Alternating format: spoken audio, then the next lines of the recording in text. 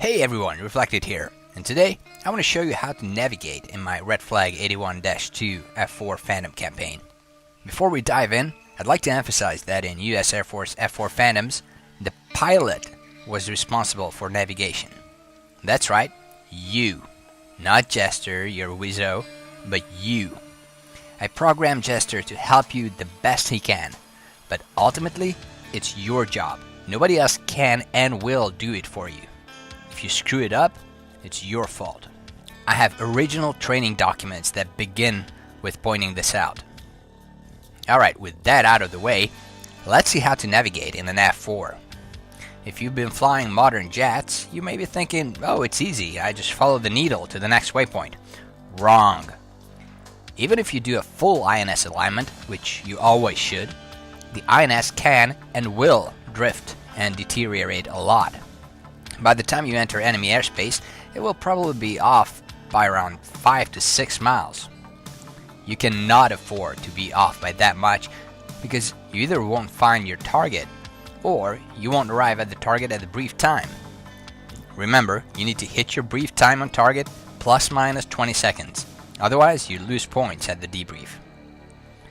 Okay, then how do I do it, you might ask? Well, good old dead reckoning using a map, a stopwatch, and your Mark 1 eyeballs. One of the most fun things in aviation. I'm serious. Thanks to Kirk, one of the SMEs who helped me, I got my hands on original nav plans used by Phantom crews on training missions. And I replicated them precisely for the campaign. About 70 pages in total. Each page represents one or two legs of the route. The turn point is in the middle of a circle. Your IP is a square, and the target is at the tip of a triangle.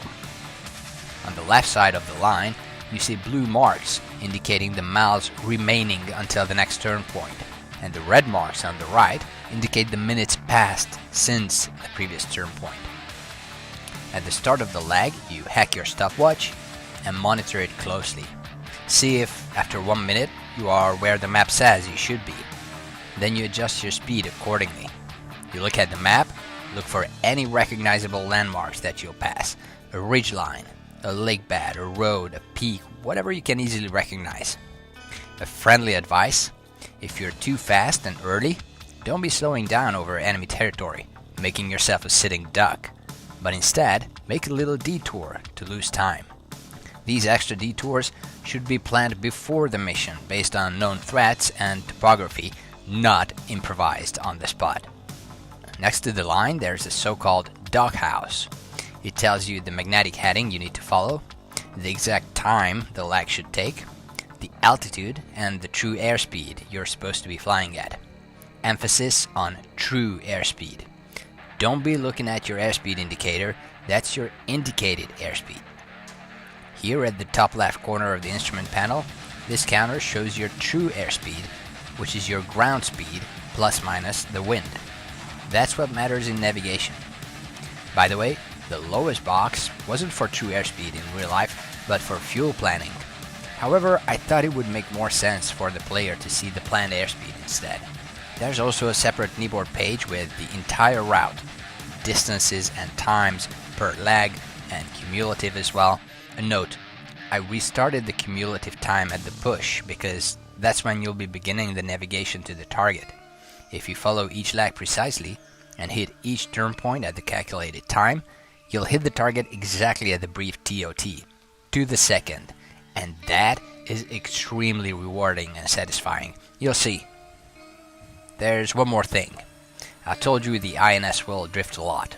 So, in the campaign, usually when you cross into enemy territory, Jester will do a nav fix, updating the INS at a turn point over a landmark that's easy to identify visually.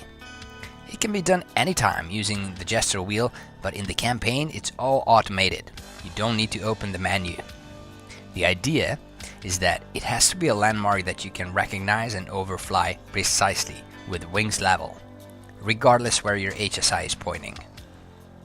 At the moment you overfly the turn point, so the landmark, Jester hits freeze, and that gets rid of the drift in the INS. It sort of recalibrates it. Ready, freeze.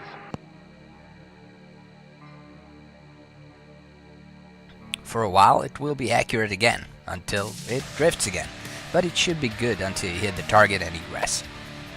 If, during this INS update, you don't overfly the turn point precisely, or you're in a bank, then F-Fix may be inaccurate or even unsuccessful. I cannot make sure and guarantee it will work. You see, it's up to your precision. So, your aim should be to get familiar with all the landmarks in the northern ranges and navigate visually.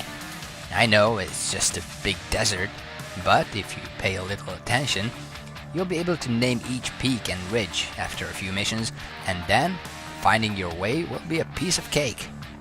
Again, there will be a familiarization flight at the beginning, where Pappy, or Squadron CEO, will show you everything you need to know.